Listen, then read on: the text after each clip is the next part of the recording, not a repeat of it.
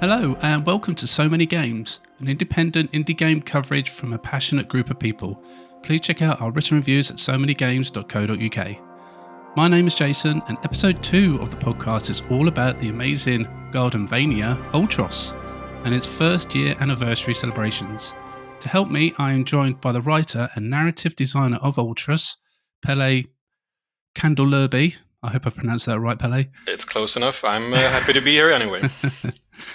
And by the host of the Gaming in the Wild podcast and writer of the recently announced Ultros Design Works book, John Rogers. Gentlemen, thank you for joining me.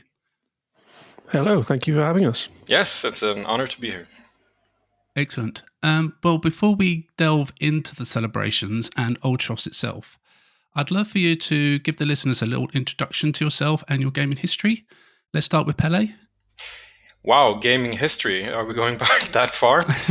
I mean, I just had a talk the other day about like the first memories of gaming, and for me, I had to dig through a whole lot of unknown games on the internet to find what the game was actually called.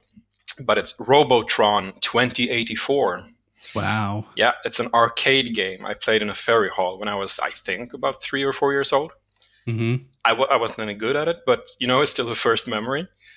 And then everything went from playing Bubble to on multiple computers to having a first NES, of course. And then it took off from there. I've always been like a first Nintendo fan from the get-go. But then discovering also, of course, the PlayStation, sitting in the middle of the night playing without a memory card, so you couldn't stop. And those things, they stay with you. They do, yeah. They're the beauty of old gaming technology. Something quite magical about it. Old, vintage, or leveled up technique. It's still a bit weird though, isn't it? Like, to think that is vintage now. It still feels like only like, I don't know, 5 years ago that stuff was out and about for the first time. Yeah, I don't know how to really... I mean, we can only relate to it, I guess, in the way that we have our first impressions and we carry them with us. So when people say like, oh, did you realize that the PlayStation 3 came out 15 years ago? I'm like, so what? That part is not important to me. Sure. Yeah, beautiful. And what about yourself, John? Yeah, I've been playing since I was a kid as well. My dad was a computer guy when I was a kid, so in the 80s I think he spent way too much money on an Acorn Electron, which predates everything. I don't think anyone's heard of this computer.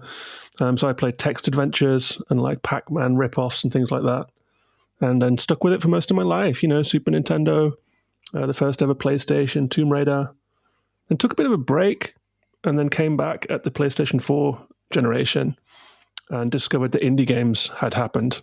Yeah. So I spent the last 5 years catching up on everything from Journey and Edith Finch and, you know, just this huge, rich seam of games. Sure. I've had a really fun journey catching up with it all and talking about it on the Gaming in the Wild podcast. So, yeah, that's a potted history for me. Yeah, I mean, that's quite, like where video games used to be looked upon as something for children. And then, like, the indie game boom did kind of happen, and it kind of brought a whole new aspect to video games, didn't it? So it must have been it must have kind of blown your mind a little bit to discover video games turned out that way in your break. Absolutely. I mean, I felt like the medium grew up while I wasn't looking in a really cool way, if you know what I mean. Yeah, exactly. And then when I came back, suddenly all the people that had grown up with the same games as me had started making them with all of their, their modern interests and their art degrees. And I got to play the results. Yeah, and now they're begging you to be on your shows and be in your books. So, and you mentioned the Gaming in the Wild podcast, which you're the host of. Why don't you just tell the people a little bit about that? Yeah, as I say, it started 5 years ago as just a way to talk about games, really, and it's about to hit the 5th birthday tomorrow, actually. So the first ever game I covered was Kentucky Route Zero, the 10-minute podcast. And so to celebrate the 5 years, we're going back to the beginning, and we're going to do 5 episodes, one about each act of that game, with questions from the community that has grown around the show and the listeners. So the whole thing has grown in quite a nice way, and there's a really lovely community of listeners now. Tried to cover artistic, creative games, as I say at the start of every episode, And so you can only imagine my joy to be asked to write the book on Ultros. Yeah, definitely. Too kind, as always. I mean, 5 years, I mean, that's crazy, isn't it? I mean, I remember discovering your podcast like 2 or 3 years ago, I think. Maybe it might have been 4. I can't remember now when it was, but it doesn't feel like it's been 5 years since you've started that podcast. And, you know, it is kind of crazy, isn't it, how the time has flown with that. It is, yeah. I tried to count how many games have been covered because a lot of them are like, 10 game roundups, what's coming out in May, that kind of thing. I think it's over 1,000 at this point. So, yeah, there's been a lot of games and a lot of episodes and a lot of time. And I mean, we had the pandemic, so everyone's sense of time is weird. But yeah, sure. it's fun definitely to get there. Yeah, sure. Blame it on the pandemics, right? But yeah, I mean, if no one listened to Gaming in the Wild, then I highly recommend that you do, because John does a great job of highlighting indie games and even AAA games that may not necessarily get the light that they deserve. And yeah, John's definitely introduced me to a few games that are now firm favourites. So yeah, I'll make sure there's a link to the Gaming in the Wild podcast in the description. Bless you. No worries. So Ultros on the 14th of February 2025 turned 1 year old, and you've had some exciting announcements, including Switch and Xbox ports announced. But the one that really piqued my interest was the Lost in Cult Design Works book that's currently taking pre-orders. Pelle, what was it like for you when you heard this was happening? Actually, I have to say first, it was the 13th of February. Just because I couldn't get... No, it's nothing like that. It's just I couldn't get my nice tagline.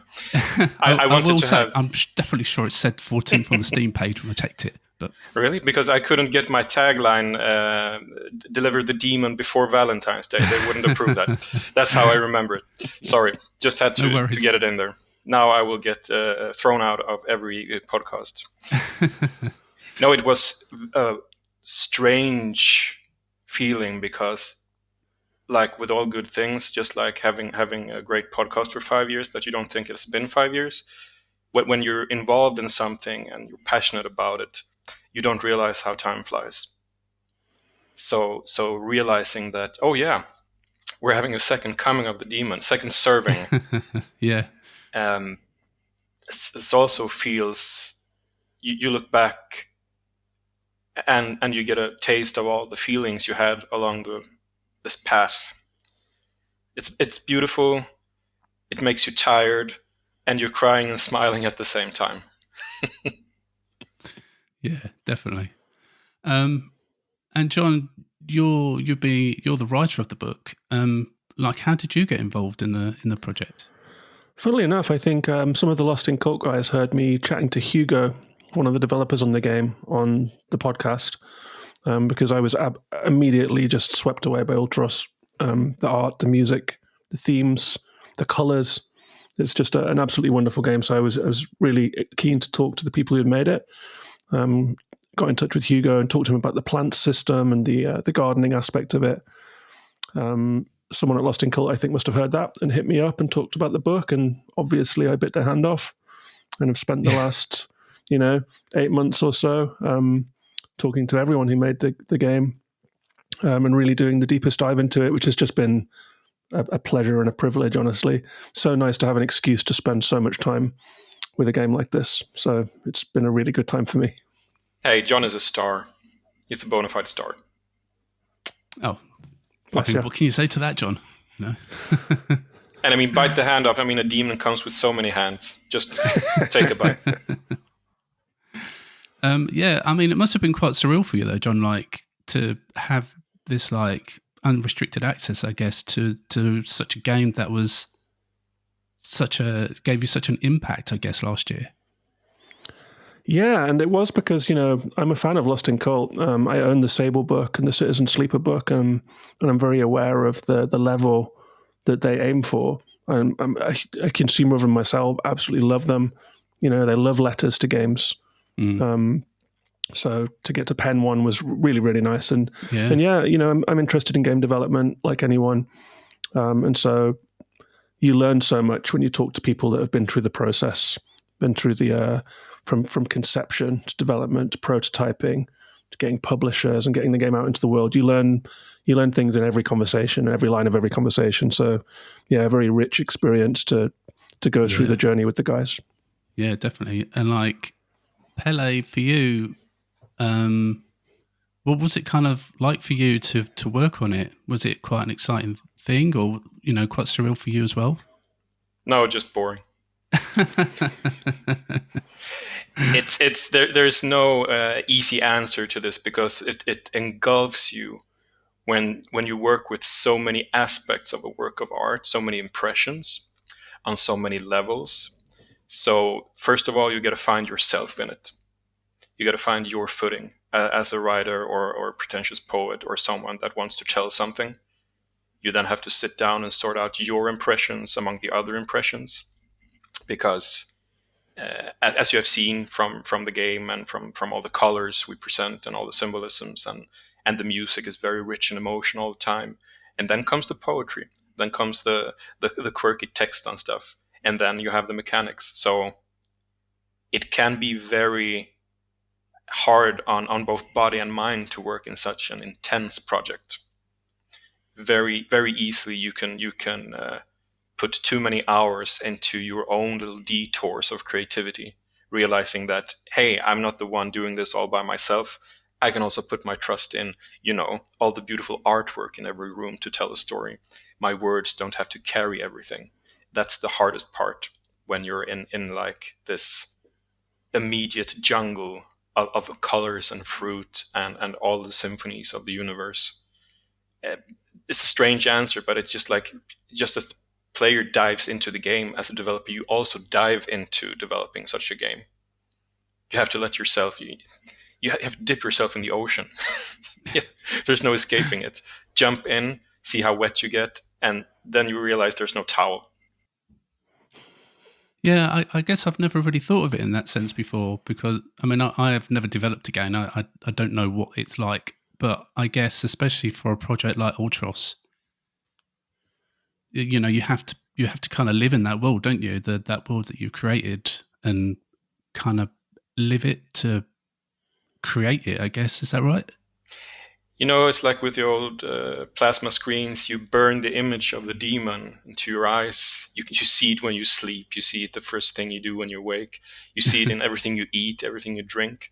And I'm not kidding, because when you're so deep into work, just as I imagine John feels when he's deep into writing stuff, you have it in the back of your mind all the time, whether you like it or not. And sometimes it pops in front of your eyes, and you can't do anything about it.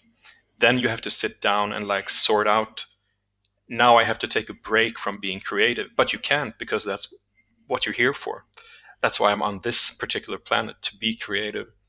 So if you don't let yourself breathe, no one else will do it for you. So working on a piece of art, molding a piece of art, it's important to not lose yourself, to get even less sleep than I already do. Because that's the first thing when people ask, like, okay, what should you do to be a good game developer? Or is that, yeah, but the basic answer is sleep and eat on a healthy, regular basis. Just like with athletics or whatever, you need to sleep, because you need to process. You try to give people of your dreams, then you need to dream to process. Yeah, great advice, I'd say. I think you hear like a lot of people like crunch, don't they? A lot of developers, and I guess I guess that's probably quite a negative thing in the end. Yeah, you're fooling yourself. You think you can cram so much more in, but you're borrowing your own energy. You're borrowing from yourself, from your own bank. So in the end, you don't get more things done. No, exactly. You just wear yourself out. Yeah, exactly. And that's just not a productive way to be, especially for something as involving as game development. Yeah, it's an art form. It's culture. Even if some people tend to look at it from the technical aspect, of course, because there are mechanics. Hey, electricity, stuff on the screen. But if you choose to present someone with emotions or a message, it's just like walking into a gallery and watching paintings, right? They're there for a reason. The artist had something in mind, just like we had something in mind, creating our parts of what ultimately became Ultros. it carries something. And then if you translate that in your best way, you have to be sharp. You have to stay clear of the lurking dangers like crunch and no sleep, and also losing your vision along the way. You have to be true to the vision, but then also, of course, you have to do some haggling to get everything in the end out there. But first, no compromises from the start. Save those from when they're really needed at the end. Yeah. Cool. But I'm quite interested to let the people know kind of what they should expect to find inside this Design Works book. Like John, what should we be expecting? Well, the way it's been structured is to talk about all the different aspects of the game with the people who were like primarily responsible for them. So we start with a history of the book from the perspective of Niklas Ackerblad, the artist and creative director of it, and then with input from everyone when they joined the journey. And then we break out into sort of specialized chapters, a deep dive into the art with Niklas, which was a really fun conversation, and then talking about the gameplay mechanics with Martin and Hugo, talking about the music with the amazing Rat Vader, who I think is one of the best in the field, honestly, after the Gunk and after Ultros. This symphonic works that I'm just hoping to see him holding awards for. They're just something else. And then, of course, Pelle and the poetry and the immense task of stepping into this crazy world that's been created and starting to cohere it into something that the player can receive. So, I mean, I like to think that we've touched on all the parts of the process in some depth. And alongside all of that, there's the game development journey, you know, like working with publishers, holding teams together and all of this kind of thing. So I hope it's the full, you know, the journey of the game. And I hope that people can pull out of it, whether they're interested in Ultros and its art and its world, whether they're interested in game development, designing games, releasing games. Hopefully they can find some info about those things in the book. Yeah, no, it sounds really interesting, you know, and especially like a game like Ultros, where it seems to be, I don't know, there's just so much to it, you know, that this is like the perfect project for it, I think. So yeah, I'm really excited, especially what you just said there, John. Like Pelle, was there anything in specific that you wanted to make sure we got into the book? I think the important part when you get presented with a writer for a book that's doing something about you or your work, you really want to feel the vibe. You want to feel the voice from this writer. You want to check it out a bit. And I have to say, I was so pleasantly surprised by how good it felt. Not that I had suspicions in any direction, but you know, sometimes you don't know. Or you never know until you sat down and talk to a person. If you get some kind of chemistry, and if you can put your trust in that person to help deliver a baby that has already been delivered once, so to speak. Mm-hmm. And I have been nothing but smiling since I've read the first bits of the chapters and had a look at the whole now. You talked about having like cohesive things. Well, cohesive is my middle name. No, but it's like a book like this can also help people to get a clearer image of whatever they thought Ultros was about and the demon. So it's like a companion, I would say, a very good companion. Yeah, that's a great way of looking at it. Actually, I didn't really look at it in that direction, I guess. But yeah, no, that's a really cool way of thinking about it. Well, I mean, the game's been released. Well, the book is now, you know, been announced and it's out there. And like, I guess this was the first time that you two had seen the actual layout and the kind of way in which they captured the vibrancy of the game in the book, or had you seen like proofs beforehand? John, start with you. I'd seen a couple of glimpses, but you know, having followed along with Lost in Cult for a while, I'm aware of their strengths, and the visual design of what they put out is always flawless. And I love that it changes from game to game as well. Like the Sable book is so pastel colored, delicate, and then the Citizen Sleeper book mirrors the UI of the game. So I was really happy to see that the Ultros book does the same, that it tries to kind of reflect the palette of the game and the vibe of the game. They're using a design company called La Boca, who I wasn't aware of, who has just done some really beautiful work. So it was really exciting to see it come out, though, because like I say, it was only glimpses. And so seeing the amount of stuff that's been put out now about the book is just, it's lovely to see. They've done a stunning job as always.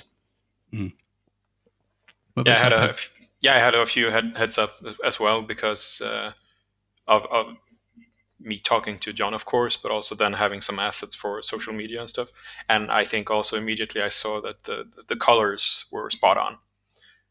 It took the good things from us and found a new shape for it, I think, without being like total Ultros in all the colors. It does its own thing, but it's still in the same universe. And that's nice. Yeah, I mean, John touched upon there like the quality of the Lost in Cult books. That, I mean, they always go for high quality paper. They always try and go for the highest quality ink, and sometimes as a consumer you're waiting longer for the product because of their standards. But at the end of the day, it's definitely worth the wait. I mean, I've got quite a few Lost in Cult books myself, and every single one is high quality stuff that's going to last a long time. So, I mean, how long was you waiting for that Citizen Sleeper book, John? I mean, it must have been. Yeah, that one took a while to come through, it? huh? It took a while to come through. But as soon as I opened that package, man, I could not believe it. Sure. Like opening that box and seeing like the foam and the cutaways and the dice and the quality of everything. I'm just absolutely in love with that thing, man. That was nicer than opening like a new MacBook in the days when Apple still cared about that kind of thing. It's like one of the nicest things I own, this book, honestly. I've got it on like a little pedestal in my house. I almost don't want to touch it with my slimy human fingers. Sure, yeah. No, I don't blame you. I mean, I was quite jealous because I didn't go for that. I just went for the standard book in the end because I just couldn't quite stretch to the price that they were asking for that set. But seeing everyone receiving them and opening them up, I was like, man, I kind of wish I'd gone for it now because it did look exceptional. So the deluxe version of Citizen Sleeper book, looked amazing, but the deluxe version of the Ultros book also looks really, really, really interesting as well. There's plenty of art cards, bookmarks, stickers, and everything like that. But I guess one of the most intriguing parts of it is the CD that's coming with it. What can you tell us about that? Yeah, there was some really. It was such a pleasure working with Lost in Cult, man. I was talking to Ultros team one by one, talking to Oscar, talking to Niklas, and as you talk, things fall out. Like it fell out that Oscar had been to Peru and recorded animal sounds in the jungle using a shotgun mic that can record sounds outside the range of human hearing. You have to pitch shift them down to hear them.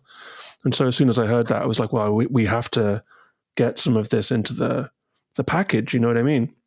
And so I sort of talked to Lost in Cult and was like, it would be really cool to do some kind of before and after, like the raw sound, and then talk with Oscar and hear the treatment. And the Lost in Cult guys suggested doing like a podcast format and putting it in the package. And when talking to Pelle, and Pelle was telling me about reading Ultros poetry in Berlin and writing things around the game. And it just seemed like such a gift. As soon as you hear those words, you're like, well, that has to go in the box, man. We have to make the world of Ultros as big as we can make it with the offering that we're giving. So it's been really fun trying to piece together like the extended world and try and get everyone's personality and flavor in there as well, Yeah, definitely. It's that does it does make me feel like maybe it's pushing me towards the deluxe just for that alone. So, do you know if that's going to be just on a physical media, is it, or do you think they're going to make that digital as well, or do you not know that yet? As far as I know, it's going to be a CD that goes into the box. I haven't asked them if it's going to be downloadable. And there is also a lore book as well. There's another thing as well, man. This is a real piece of treasure. It's Nicholas's early lore, where he is writing deep lore for the Ultros universe, some of which will only be available in this book, I think. So it is quite a rich package. I'm not trying to upsell you. I'm just excited about it. But it's a high-quality book and a high-quality game. Yeah, definitely. But no, that's important though, isn't it? Because I was listening back to your original Ultros review episode of Gaming in the World today, and like I think you mentioned in there something about there's so many questions to the universe of Ultros. Like there's so many there's not a lot of answers within the actual game itself. Pelle's got the spotlight's on Pelle. Yeah. Me? But I think that's what makes Ultros what Ultros is, the kind of mystery around it, and the questions that you do form in your mind, and the kind of answers that you make up for yourself as well as you're playing. But this game is definitely one of those games that's perfect for this kind of thing, you know, to give people some of the like official answers, I guess, to this Ultros universe, to flesh it out and kind of make it more than what it is just in the game. And I think that's just exciting on its own as well. Answers? Really? Can't remember having said anything about any answers to anything. So, but hey, you have to buy the book, I guess. Yeah, definitely. Okay, cool. Well, the book is available for pre-order right now, and the deluxe is only available until the beginning of April, I believe. And then once, I think it's the 1st of April, and then once that's gone. You won't be able to get that anymore, but you will be able to get the standard version afterwards. So if it's piqued your interest and you want to check it out, there will be a link in the description for you to go and have a look. And I strongly urge that you do. It doesn't matter if you haven't played the game, still go and buy it, because it'll be a beautiful tome ready for you for when you do play Ultros, because I'm sure you'll be itching to play it after you've listened to this. A myth, a tale of a long-forgotten saint. For there was once an empty potential about to be birthed into existence. But the potential was greeted by short-sightedness, although nigh honestly covetous nor completely barren. It swallowed up everything that was given.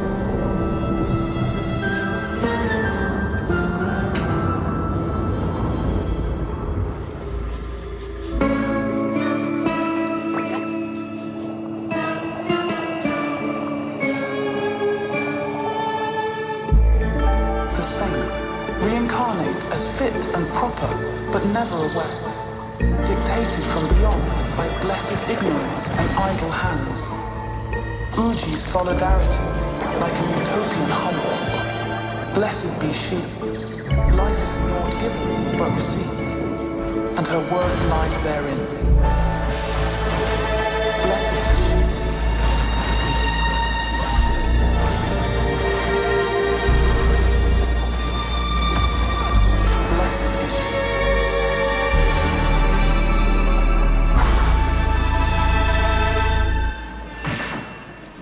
Let's get into some of the development behind Ultros. I think it would be quite interesting to have a chat about that. And like Pelle, can you tell people that don't know what Ultros is? What is Ultros? It's just your basic, cosmic uterus adrift in space in the vicinity of a black hole where you eat guts, grow fruit, and just have a pleasant old time. Just chill out. Yeah, for me it was Monday. No, make but a smoothie. Yeah, but watch your telly. Yeah, sorted. Read a book. Yes, and read a book. Yeah, it's. I think someone mentioned the terminology Gardenvania, and I think since the game very much is about our relationship with and our part in nature, that's the biggest start of it, and developing a game that is about your part in the whole. It's about science fiction. It's about a lot of philosophical matters. How would you present this in the best possible way? Of course, with some bright colors, abstract art, and other parts that can elevate the mystery. When I create stuff, I want to make people curious. I want to wake something up in them, to want them to find stuff. And if that stretches beyond playing the game, to keep that curiosity, doing other things in life, that is a double win. But comes with traps, of course, because if you don't give people the right amount of push or direction, maybe they will think that this is just random things. It's got no meaning whatsoever. You're just trying to fool me. It's razzle dazzle, but this time in a neon jungle. So you have to be careful not to let go of the hand too quick or too often. You don't want to lead them through it, but you want to nudge them in directions. That's the hard part, knowing when to let them discover things on their own, when to enter a room and seeing all the art, watching the statues, the colors, the symbolism, and let it talk to them. And of course, when you have tutorials, you need to be precise, because that's about learning the mechanics. Those things you don't want to let go of. But as soon as you have given them the basis of survival in this sarcophagus, then you really have to measure where you put things to guide them further or entice more interest in certain directions. And as John knows, with writers, we write stuff. We want to put words in things. But it's also very important to edit yourself, to reduce the amount of impressions or dialogue or what you want to feed people. Because this expression, kill your darlings, is old, but it's never been truer when you work with so many impressions. What can you take away to make things clearer? What in this part of the game has the spotlight on it? Is it the music? You enter the room, you get an emotion from Oscar's beautiful, hauntingly beautiful music. And that will tell you everything you need to know going forward. Is it the imagery, the art from Niklas that tells the tale? Or is it when you find something that all of a sudden gives you a vision, a memory from the sarcophagus, where I could have my poetic free reign of putting in as many words as I wanted to, or as few words, to give across an emotion or a mood. So that's the hard part. What plays when? Is this the time for words? Nah, this is the time for art. Okay. Is this the time for words? No, it's more about the music. Now, is this the time for words? Maybe, but if you do it in a delicate way. Those are the hard parts. So, developing a game like this, you have to collaborate. You have to look at the whole picture. You have to see what it is. It is about colors and art and music and text. So you don't have to shoulder it all by yourself. You have to collaborate. You have to give each other impulses. Sometimes you get presented with a beautiful imagery of fruit, and you feel like, okay, how will I write about this? This kind of sort of reminds me of something citrusy. So I go back in my research looking for things about the family of citrus fruits, finding words that actually lure people into thinking that I know what I'm talking about. Just a few words that make them say, aha, he's a pro. And I'm like, you have no idea, I have no idea. And then you can put some flair on it, some poetry, but you have given them the first impression of that. Okay, this checks out in reality. I have 2 words here that I can relate to. The rest must be solid as well. And sometimes I come with a suggestion. I have a verse. I have a few lines put together. And Niklas could say, this is beautiful. We need to have it somewhere in the game. Where can we have it in the game? So then you find a nook or cranny that have let people breathe a bit from the impressions. They have taken a roundabout to a place that's not so high on making your eyes itch. And then all of a sudden they find something that gives them a vision, someone telling them something from the game, from what memory dwells inside the bowels of the sarcophagus. And then you see the poet's words. And then you're diving into the ocean again of fruit. You're eating the fruit, you're eating guts, you're having a wonderful time. And then all of a sudden, you let everything go to rest again because people need to have some breathing space. And then you find a word again, or some quirky description of something strange that you never thought you'd even see in your dreams. It's abstract and concrete at the same time, just as developing such a work of art. I'm sorry, was there a question in there? I think I just want to know what Ultros was, but I mean, that was a great answer. Oh, right. I have no idea. No. Cool. No, I mean, what you said that was interesting though, because like all those different aspects that you're considering, but then you're making a Metrovania out of it as well, or sorry, Gardenvania. So it kind of like I always kind of admire people that make Metrovanias because it must be really hard to glue it all together, you know, especially when you're creating a game like Ultros as well, where you've got all these other different layers going on, you know. So it must have been a real challenge. Short answer, yes.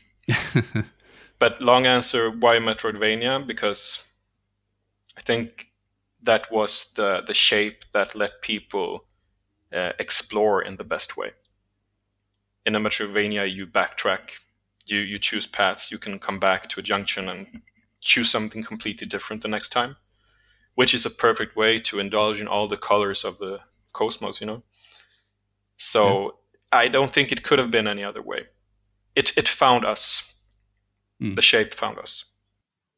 The best way sometimes, when it just clicks and you just never really even realize it was going to happen. Yeah. Sometimes best way. Just like coming here and seeing John here. It's like the most pleasant surprise ever.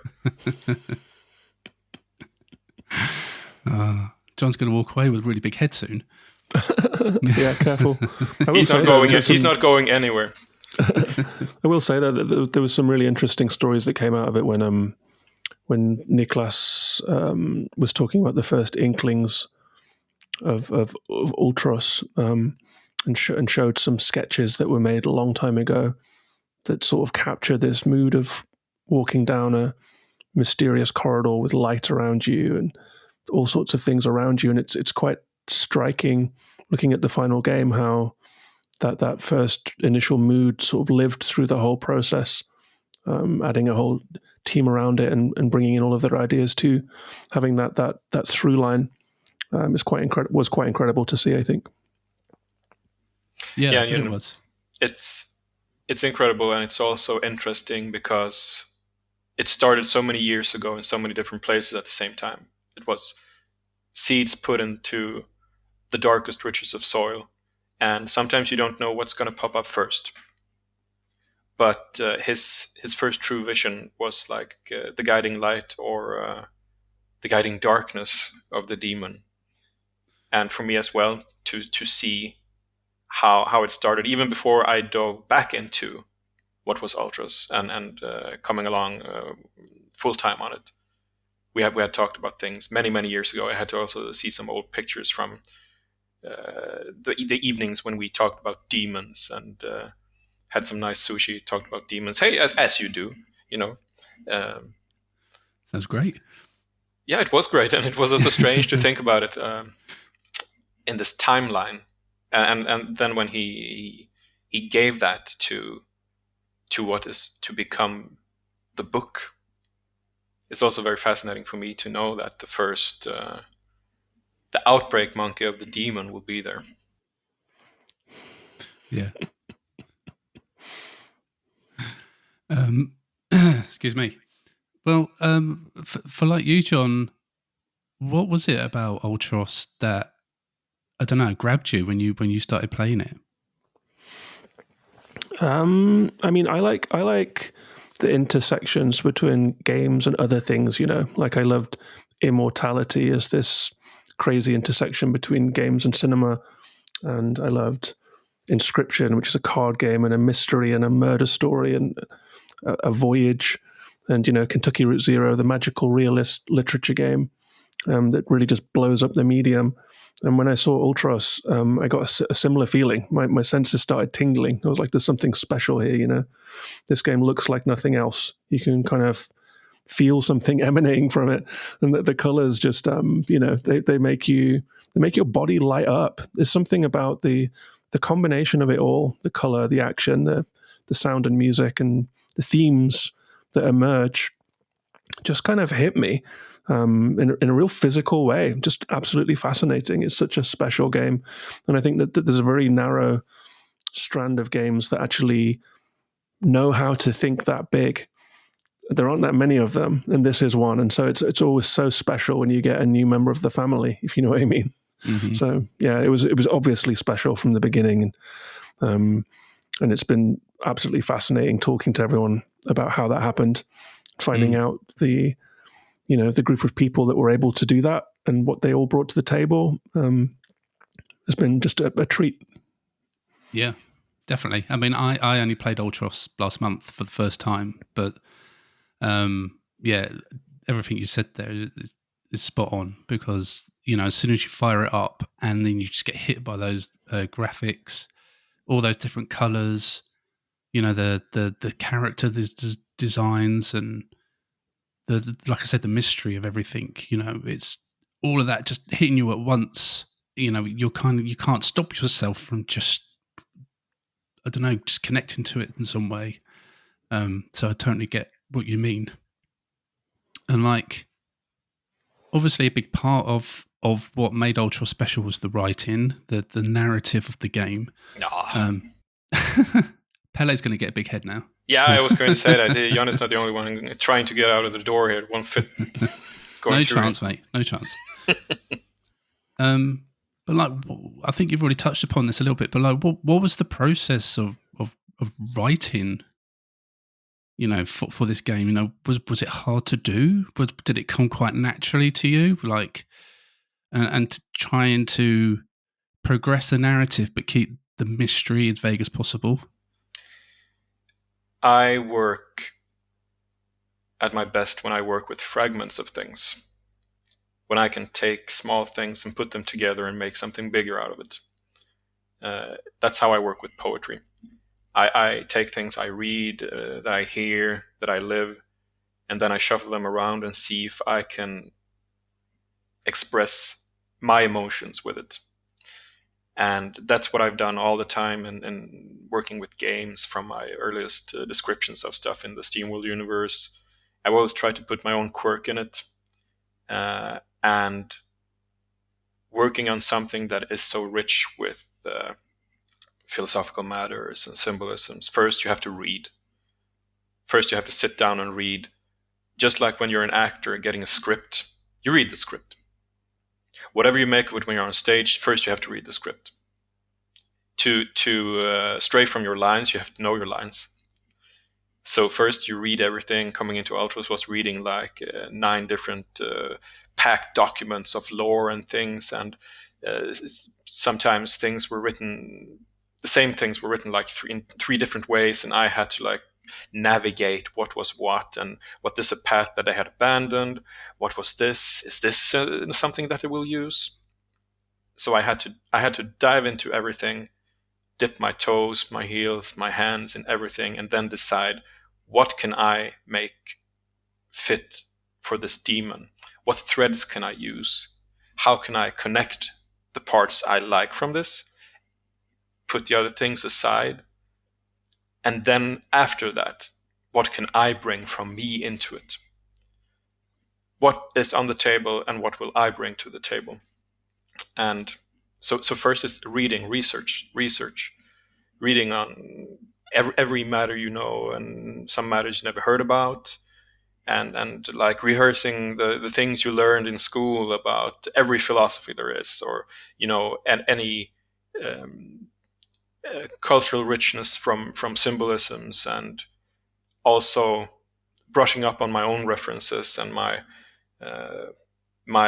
all-time favorite, David Lynch, to see how I can fit my love for his mood and his vibes that he brings with so little but so askew things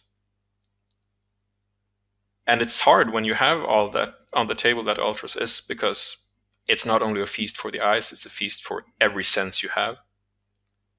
So when you dive into it, it's like being in a kitchen with all the ingredients. You know you can't put everything in a stew. You can't. You have to find what goes well together. And just like with writing a book or writing for a game, you try a lot of stuff and you fail. You see a lot of things in the game and you feel this is not the voice for this character, or this is too text heavy.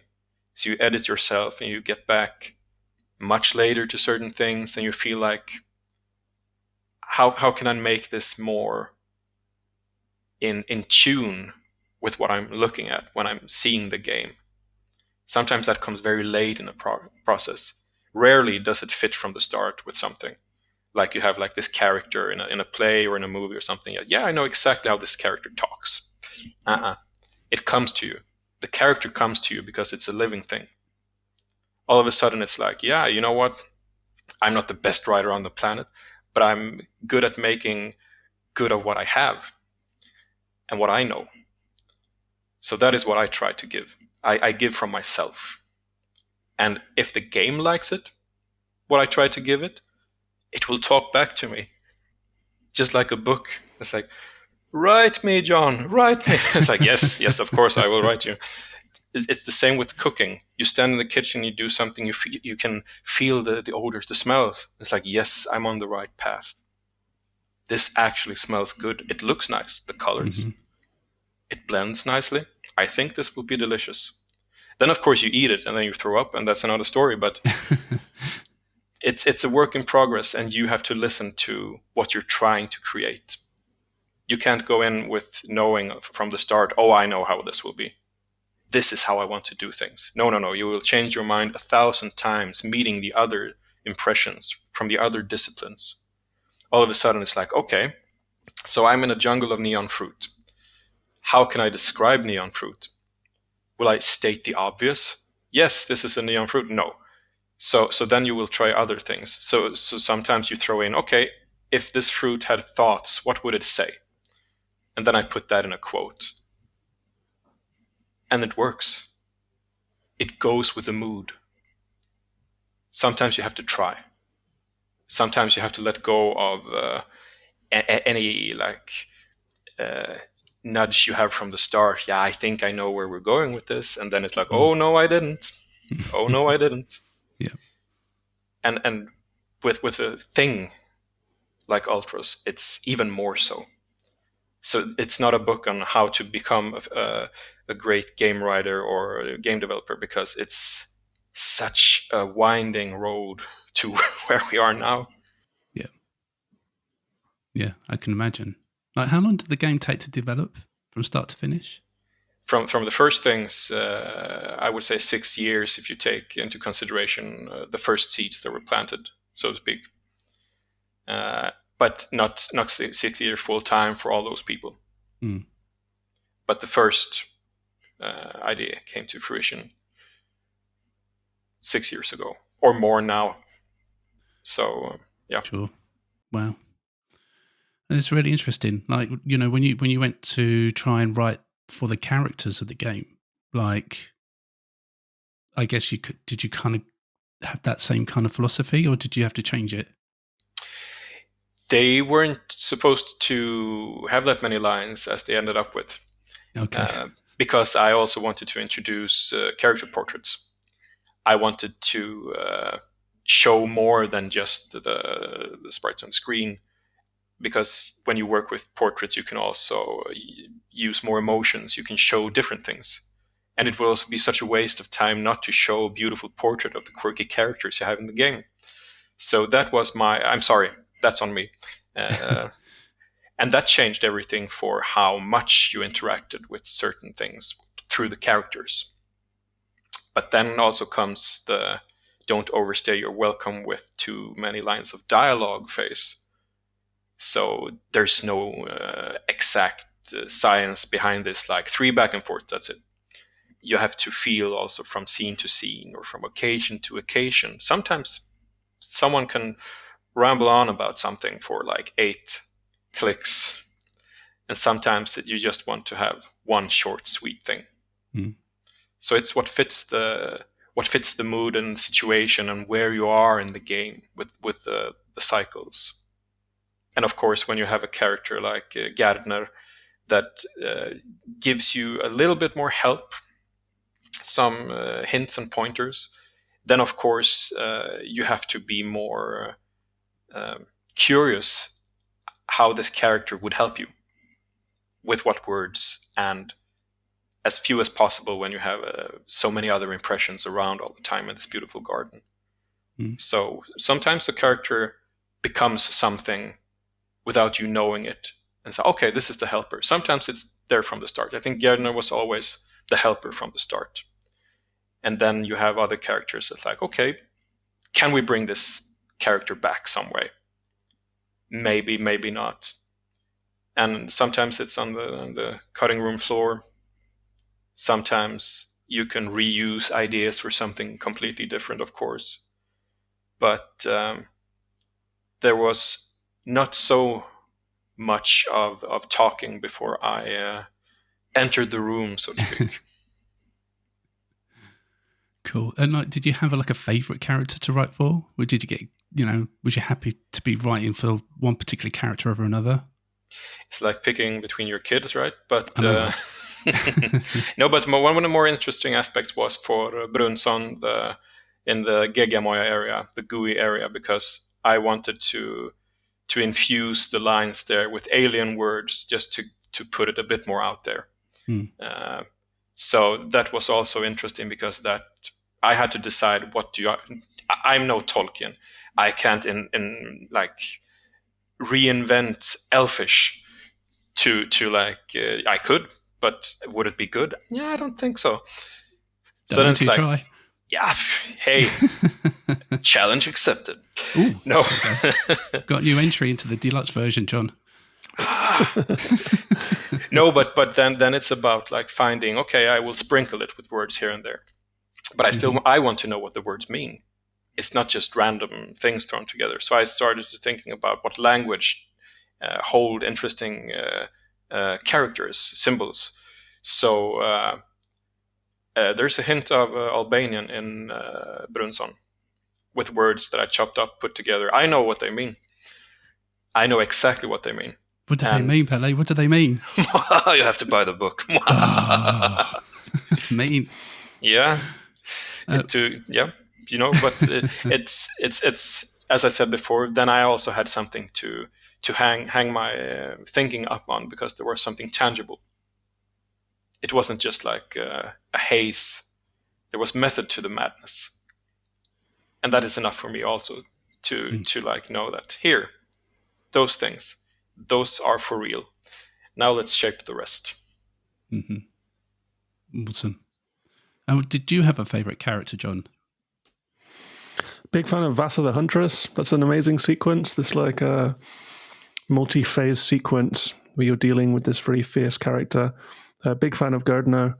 I love that Oscar seemed to relate so closely to Gardner and has even recently released an extra album of new music dedicated to that character. And I also really like these Gnoppa sisters, this triplets of sisters that are kind of trapped in a loop and they don't quite understand why. It's about sort of mortality and self and losing oneself in the search for immortality. That was a really effective section too. Really big fan of that. That's nice, and it's also a very short section in the whole of things. The three Dork sisters that come from the Gnopper tribe, but it's interesting that you say with Gardner they're so closely related, of course, to Oscar's soul and heart, because every time that he has been writing beautiful music, making a record lately, he always said to me like, "Could you help me find some interesting names for the songs?" And having worked with this material for so long, you have things that resonate with you. You carry this with you. So he says, "Oh, just spend 10-15 minutes of it." I say, "Right," I say. And 1 hour later, I give him like 3 examples from every song that also fits with the character and the mood. And also interesting with the other character you mentioned, Vasa, because from Vasa's memories or visions that you can find lying around the sarcophagus. Everything from that, for me, came from a painting from by Niklas, with two female characters, and one has red smoke coming out of her eye.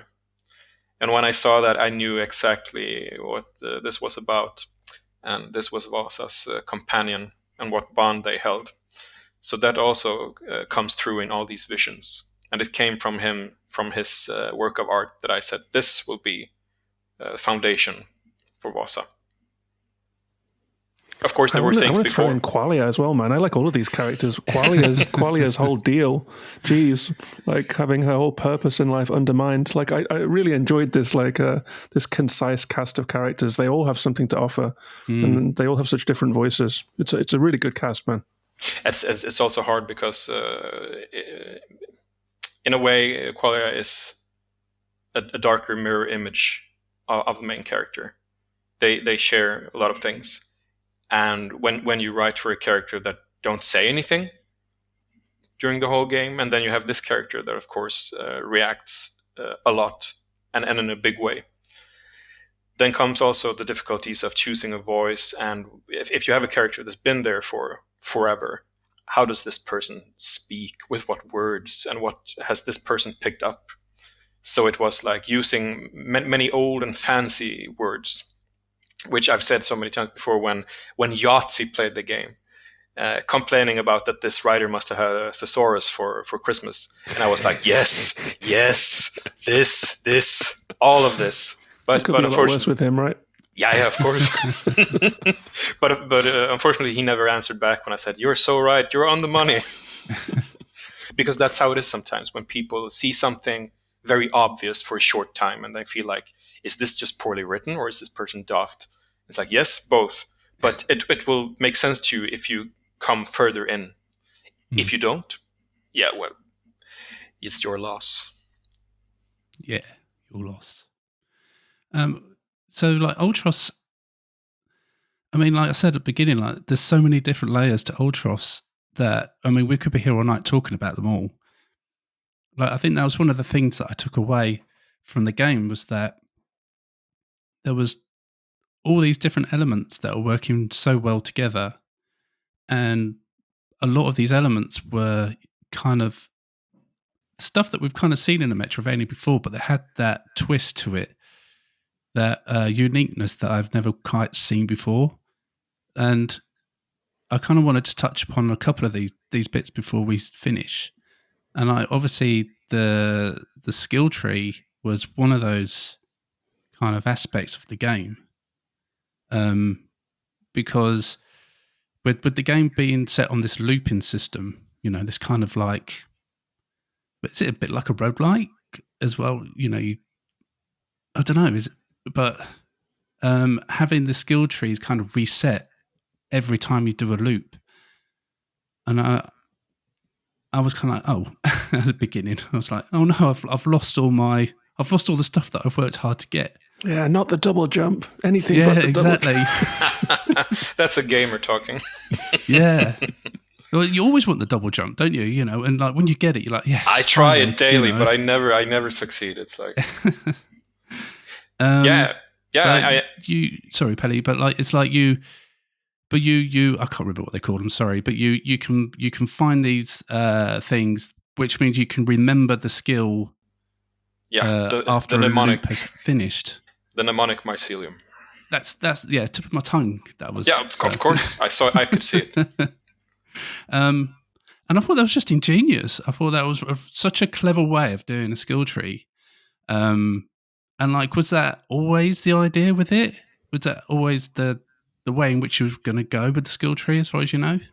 I mean, it was the skill tree is much a handicraft of Morten Bruggemann, who sat and tore his hair out many times for having such a intricate game. You have to have something that matches it when it comes to leveling up or like getting more things, getting more like the double jump. Where do you get that, or how can you like traverse the world in a better way?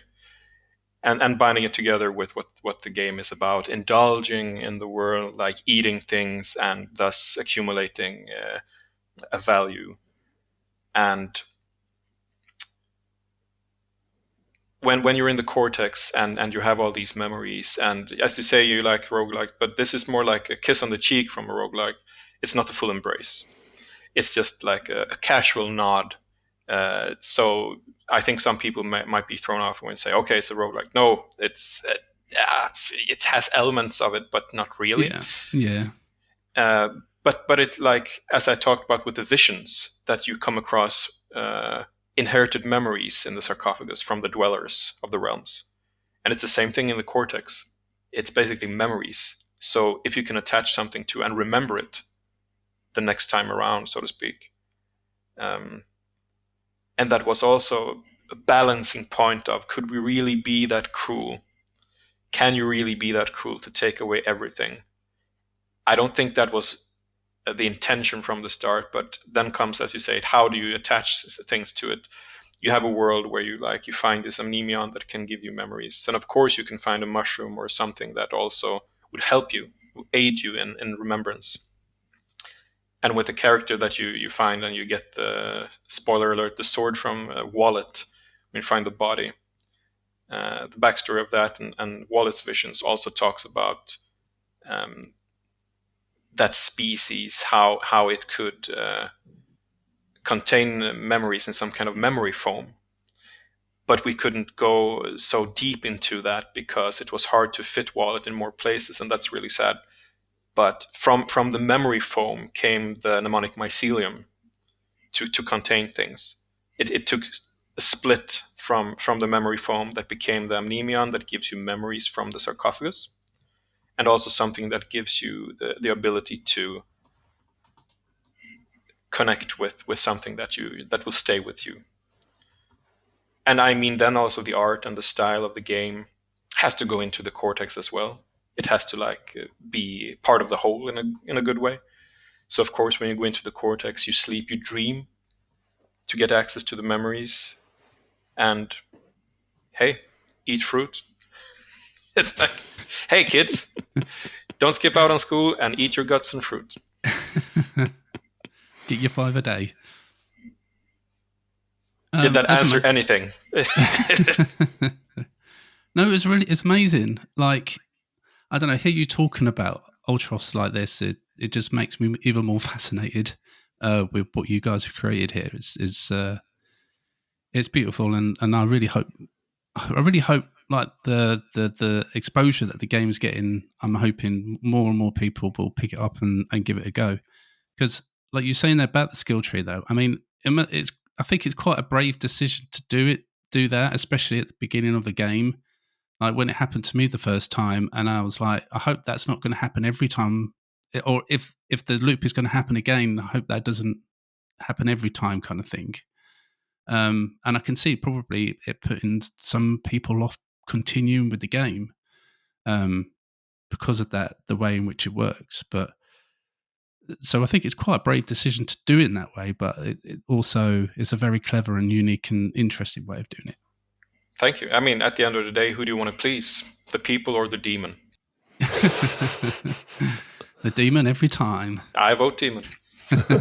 There was some really fun conversations as well with Hugo. The first time I talked to Hugo, one word that he came up with when I was praising a late game ability, which seems like mechanically incredibly complex to make, and I was like, wow, they even put this in here too? Like, does it never stop?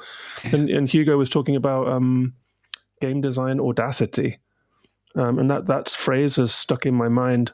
There's some really interesting stuff where Hugo was talking about having worked on projects that had big ideas, and over time having to trim them down and down and down until you end up with something that you are kind of sad about. And I think that a lot of game developers can probably relate to that. But I think the attitude in Ultros was to not do that. From what I've heard from all the developers involved, it was to try and go for the big ideas, you know? Yep. No compromises, because compromises kills. Compromises that makes nobody get what they want. And of course, if you want to tie something together at the end to get something out, there has to be compromises. But once again, never from the start. Never go into something compromising. Never back yourself into a room You have to go in, take your place, and say, this is what I want to do. I know the direction, even if you don't, because you have to follow something. You got to have a lantern. In this case, it was the lantern of millions of neon fruits hanging elusively in front of you. But then you got to go for it. You can't just do it half-heartedly. You have to really go for it. So if you fail in the way you wanted to fail. Said, did I reach the finishing line? No, but I gave it my all. Instead of, I thought I would never go there, so I kind of sort of never did. I took a beer instead. I said, yeah, do it when you're one. Mm-hmm. Well, good. I'm glad you stuck to your guns, and you knew where you wanted to go, and you stuck to that. So, like I said, a lot of people probably wouldn't do that. So, a lot of admiration to you and the team for sticking to your guns. Thank you. And I think it's paid off. Like with the end product in the end. So, amazing stuff. I guess there's just one more bit before we go. Like one more thing. I guess it might be classed as a spoiler. So if you haven't played the game, then like just be aware. It could be classed as a spoiler, I guess, because I mean, going into Ultros myself, I didn't really know a lot about the game. I knew that a lot of people looked at it in high regard. I knew John really loved it, and that was one of the reasons why I wanted to play it, because of the positive stuff that I heard from John's podcast. But I purposely never tried to get or tried to look into the game myself, because I knew one day I would play it. So when, like, is it kind of halfway through the game or something, you kind of discovered this living network?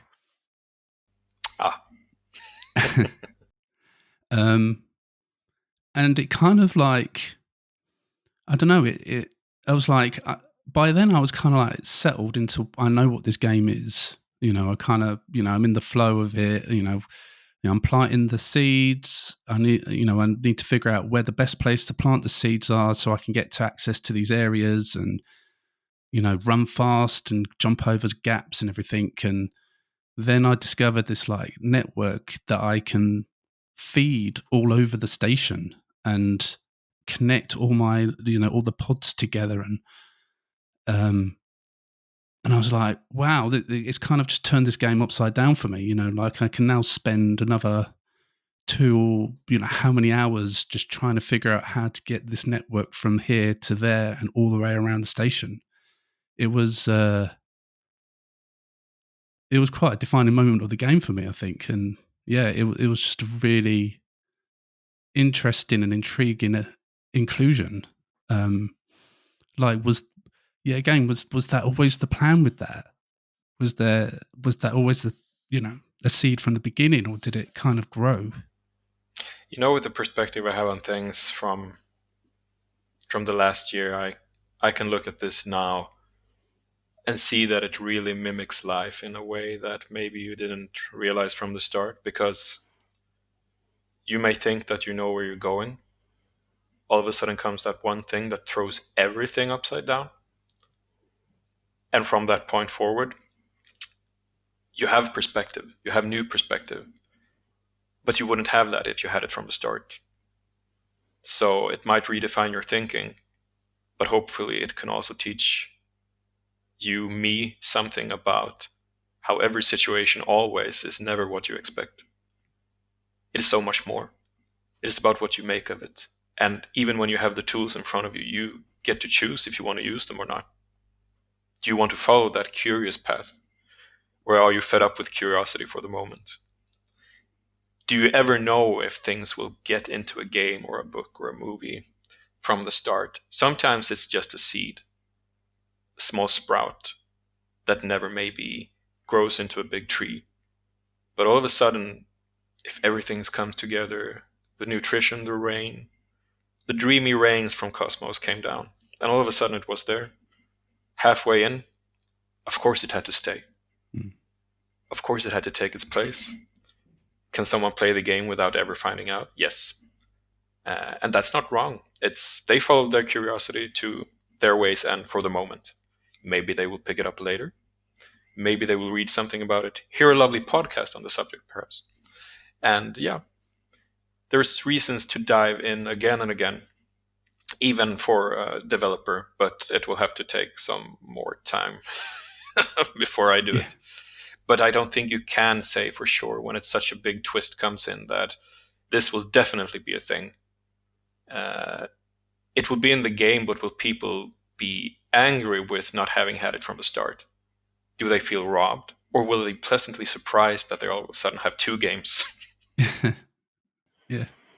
Yeah, it's a game within the game, man. It's like you think you know what's up, then you have to reimagine the entire map as a player, and it's going to like push you to your limit and kind of make you think creatively. Like how often do games do that? It's such a welcome twist. I think that was probably the moment when I really fell in love with the game. Actually, it was like, oh my god, just blowing my mind out here. Yeah, and Hugo has been a magician when it comes to the plant life. Underground plant life popping up, doing what you wanted to do when you find out how. That's magic. I guess with that as well was that I was really yearning for a fast travel system by that point. I was kind of like, that there must be a fast travel system in this game somewhere. Every Metrovania's got some form of fast travel somewhere, and when I discovered this and realized I could connect it to the pods, and then if the more pods that I connected with the network, the more fast travel things I had. And it's like, this is a really cool way of doing it. I just really loved it. It was amazing. So yeah, just another reason to love Ultros. And there's many other bits in the game that we could talk and touch upon, but like I say, I think we'll be here all night. Well, I'm ready. I will say that some of the questions you're asking are in there for sure. When I went prying in with Martin and Hugo and was like, and Niklas about the early iterations, like the roguelike aspect of it, like when did certain things happen and how did they evolve from what ideas and stuff. Some of that's in the book, man. So I think you're going to be happy with it. Yeah, I'm really, really, really looking forward to getting my hands on that. But I guess one last question for you two, and start with Pelle, is like, if you could describe Ultros in one word that's not demon, what word would you choose? Deliverance. Good word. Why that word? Because ultimately, when what you carry inside of you finds that hole to get out, you can't steer it. Be it art that you create, be it the catharsis of seeing something and realizing something. And I hope that whatever you get from the game, from the book, from the demon, that it helps you forward. Beautiful. And John? I'm going to go with harmony. Something that really struck me about this game is just how in sync the people who made it seem to be with each other, and how in sync the art, the music, the systems all are.